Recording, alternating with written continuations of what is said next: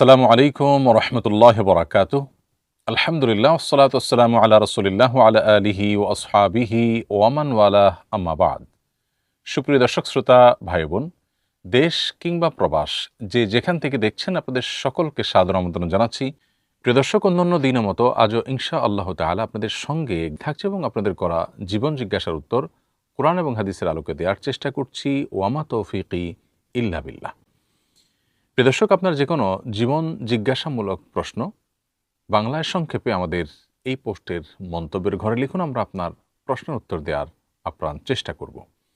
সেই সাথে আমাদের এই লাইভ অনুষ্ঠানটি আপনারা যে সমস্ত পেজ এবং চ্যানেলে একযোগে দেখছেন, আমাদের ভেরিফাইড ফেসবুক পেজ, আমাদের ভেরিফাইড ইউটিউব চ্যানেলে এবং অন্যান্য পেজের চ্যানেলসমূহে একযোগে যে কোনো জায়গায় প্রশ্ন করলে ইনশাআল্লাহ আপনার প্রশ্নের উত্তর আমরা দেওয়ার চেষ্টা অব্যাহত রাখব। চলুন তাহলে আর বিলম্ব না করে প্রশ্ন উত্তর দেওয়ার মূল পর্বে আমরা প্রবেশ করি। আমি শুরুতে দেখতে পাচ্ছি একজন লিখেছেন, ইলেকট্রনিক তাসবিহ ব্যবহার করা কি জায়েজ? এক হাদিসে শুনেছিলাম হাতের আঙ্গুল জিকির করলে কিয়ামতের দিন সেই হাতের আঙ্গুলগুলো সাক্ষ্য দিবে। এক্ষেত্রে ইলেকট্রিক তাসবিহতে কি সেটি হবে? প্রিয় দর্শক, হাতের আঙ্গুলে যদি আমরা তাসবিহ গণনা করি, আঙ্গুলের মাথায় তাসবিহ গণনা করি, তাহলে এর ফজিলত বর্ণিত হয়েছে আবু দাউদে বর্ণিত একটি হাদিসে। নবী করিম সাল্লাল্লাহু আলাইহি সাল্লাম বলেছেন যে ফাইন্নাহুন্না মাসউলাত মুস্তানতিকাত, হাতের আঙ্গুলগুলোতে তোমরা তাসবিহ গণনা করো এবং এই আঙ্গুলের মাথাগুলো এগুলো কিয়ামতের দিন জিজ্ঞাসিত হবে এবং এরা কথা বলবে, কেউ যদি এটা দিয়ে তাসবিহ গণনা করে থাকে। এখন এই যে আঙ্গুলের মাথায় তাসবিহ গুনতে নবী সাল্লাল্লাহু আলাইহি ওয়াসাল্লাম বলেছেন, এই জন্য অনেক উলামার মতে আঙ্গুলের মাথা দিয়ে এভাবে তাসবিহ গণনাটাই হলো উত্তম। আর তাসবিহ গণনা করার জন্য কোনো আপনার তাসবিহ দানা ব্যবহার করা বা ইলেকট্রিক্যাল তাসবিহ ব্যবহার করা, এই জাতীয় বিষয়গুলোকে একদল উলামা ইকরাম বিদআত বলেছেন, আবার অপর শ্রেণীর উলামা ইকরাম জায়েজ বলেছেন। জায়েজ হওয়ার মতটা আমাদের কাছে অধিকতর শক্তিশালী মনে হয়। বিভিন্ন সালাফ থেকে উভয় রকমের বর্ণনা পাওয়া যায়। সাহাবীদের কেউ কেউ এই জাতীয় কোনো বিষয় দিয়ে, কোনো দানা ইত্যাদি দিয়ে তাসবিহ গণনা করা দেখে সেটাকে অস্বীকার করেছেন। আব্দুল মাসউদ রাদিয়াল্লাহু তাআলা সহ অনেকের দিকে সম্বোধন করা হয়। আবার উম্মুল মুমিনদের কেউ কেউ এবং কোনো সাহাবী এবং কোনো সালাফ থেকে আপনার এ সমস্ত আপনার বিভিন্ন রকমের দানা ইত্যাদি দিয়ে গণনা করাটাকে তাদের অনুমোদনও পাওয়া যায়। দারুল ইফতাহ মিশরের দারুল ইফতাহ থেকে ফতোয়া দিয়ে ওনারা এটাকে সম্পূর্ণ জায়েজ বলেছেন। আবার সৌদি আরবের উলামা ইকরাম, বিশেষ করে মোহাম্মদ সাল্লাহ মুনাজ্জিদ হাফিজাহুল্লাহ, শেখ সৌদি আরবের কেবার উলামা, অনেকেই তারা এটাকে বিদআত বলে আখ্যা দিয়েছেন। তো আমার কাছে এটা জায়েজ হওয়ার মধ্যে অধিকতর শক্তিশালী মনে হয়। আঙ্গুলের মাথা কিয়ামতের ময়দানে মানুষের জন্য সাক্ষ্য দিবে বা এটা দিয়ে গুনতে বলা হয়েছে, তো তাসবিহ টানতেও তো আসলে আঙ্গুলের মাথাই লাগে। আর দ্বিতীয়ত হলো যে মাকাসিদ যদি আমরা তাকাই, তাহলে উদ্দেশ্য আসলে গণনা করা। হ্যাঁ, সন্দেহাত্মে আমরা বলতে পারি হাদিসে যেহেতু আঙ্গুলের মাথার কথা বলা হয়েছে, অতএব এটা উত্তম, আঙ্গুলের মাথা দিয়ে গণনা করাটা উত্তম, এতে কোনো সন্দেহ নেই। আর বাকি যদি কেউ কোনো তাসবিহ ইত্যাদি ইলেকট্রনিক হোক অথবা নর্মাল কোনো তাসবিহ দানা হোক সেগুলো ব্যবহার করে, তাহলে সেটা জায়েজ হতে পারে। আল্লাহু আলাম। কিছুদিন আগে আমি চট্টগ্রামের এক প্রত্যন্ত অঞ্চলে ঘুরতে গিয়েছিলাম। সেখানে আমার এবাদত, লাইফস্টাইল ও ধর্মবিশ্বাস দেখে কেউ কেউ আমাকে ওয়াহাবি বলে আখ্যায়িত করেছিলেন।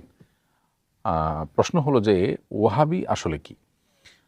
সৌদি আরবের শেখ মোহাম্মদ বিন আব্দুল ওয়াহাব নাজদি রাহিমাহুল্লাহর অনুসারীদেরকে, ওনার বাবার নামে যেহেতু আব্দুল ওয়াহাব আছে আর ওইটাই ফোকাস পয়েন্ট হিসাবে ধরে, ওনার অনুসারীদেরকে ওয়াহাবি অর্থাৎ মোহাম্মদ বিন আব্দুল ওয়াহাবের অনুসারী, সেই হিসাবে ওয়াহাবি বলে আমাদের দেশে অনেক জায়গাতে আখ্যা দেওয়া হয়। তবে ভারত উপমহাদেশে সাধারণত কেউ যদি বিদআতের ব্যাপারে একটু বেশি সতর্ক থাকেন বা সচেতন থাকেন, সুন্নাহকে আঁকড়ে ধরার চেষ্টা করেন, তাদেরকে বিদআতের বিরুদ্ধে বিশেষ করে একটু সোচ্চার থাকলে তাদেরকে ওয়াহাবি বলে আপনার নেগেটিভ একটি তকমা দেওয়ার চেষ্টা করা হয়, বিশেষ করে চট্টগ্রাম এলাকাতে এবং অনেক এলাকাতে এটা আছে। বেরলভী ঘরানার যে আমাদের বন্ধুরা ভাইরা, তারা প্রচলিত মিলাদ কেলাম এবং মিলাদ কিয়াম এবং বিদআত কুসংস্কার এগুলোর বিরোধিতাকারীদের জন্য এই তকমাটা সাধারণত ব্যবহার করে থাকেন। যেহেতু উপমহাদেশে বেরলভী এবং দেওবন্দি ধারার উভয় ধারার উলামাদের মধ্যে চিন্তাগত কিছু পার্থক্যের জায়গা আছে, মুখোমুখি অবস্থান আছে, সেজন্য দেওবন্দি ধারার উলামা ইকরাম মিলাদ কিয়াম এবং প্রচলিত কিছু বিদআতের বিরুদ্ধে কথা বলার কারণে বেরলভী ধারার উলামা ইকরাম বা বেরলভী ধারার মানুষজন তাদেরকে ওয়াহাবি বলে ট্যাগ দিয়ে থাকেন। মূলত কেউ কাউকে আসলে তাচ্ছিল্য করে এরকম কোনো ট্যাগ দেওয়া উচিত না, সেটা দেওবন্দীদের জন্য উচিত না, সেটা বিরোধীদের জন্য উচিত না। আল্লাহ রাব্বুল আলামিন আমাদেরকে পরস্পরের প্রতি সহনশীল থাকার তৌফিক দান করুন এবং সমালোচনা করার ক্ষেত্রে আল্লাহ তাআলা আমাদেরকে দায়িত্বশীল হওয়ার তৌফিক দান করুন, আমাকে সহ আমাদের সবাইকে। হলো বিদেশে কোনো প্রবাসী মারা গেলে দেশে তার লাশ পৌঁছতে বেশ কিছুদিন সময় লেগে যায়। হাদিসে তো মৃতকে দ্রুত দাফন করার নির্দেশ দেওয়া হয়েছে, এক্ষেত্রে করণীয় কি? উত্তর হলো, যেখানে মারা গেছে সম্ভব হলে সেখানে দাফন করাটাই উত্তম এবং মুস্তাহাব। খুব একান্ত প্রয়োজন ছাড়া আসলে মৃত মানুষের লাশ দূর দূরান্ত পর্যন্ত টেনে হেঁচড়ে নেওয়া এবং দীর্ঘ সময় অপেক্ষা করা তার দাফন করার ক্ষেত্রে এটা অনুচিত কাজ, অনুত্তম কাজ। নবী সাল্লাল্লাহু আলাইহি ওয়াসাল্লাম বলেছেন, আসরিউ বিল জানাজা, মানুষের মারা গেলে মৃত মানুষের জানাজার দেওয়ার ক্ষেত্রে তোমরা যত দ্রুত সম্ভব সেটি সম্পাদন করবে, অর্থাৎ দ্রুততার সাথে জানাজা দিবে। তো সেই চেষ্টাটা করা উচিত এবং লাশ দাফনের ক্ষেত্রে বিলম্ব করাটা অনুচিত এবং অনুত্তম কাজ। তারপরে যদি কেউ দেশে আনেন, এনে আপনার লাশ দাফন করেন, তো সেক্ষেত্রে দায়িত্ব তো আদায় হয়ে গেল দাফন করার, কিন্তু দেরি করার কারণে এটা আসলে মাকরুহ। কারণ এর ফলশ্রুতিতে লাশের প্রতি অসম্মান প্রদর্শন করা হয়, নানাবিধ অসুবিধা তৈরি হয়। তো এই জন্য ভালো হয় যে দেশে মারা গেছেন সেখানে দ্রুতের সাথে দাফন করা।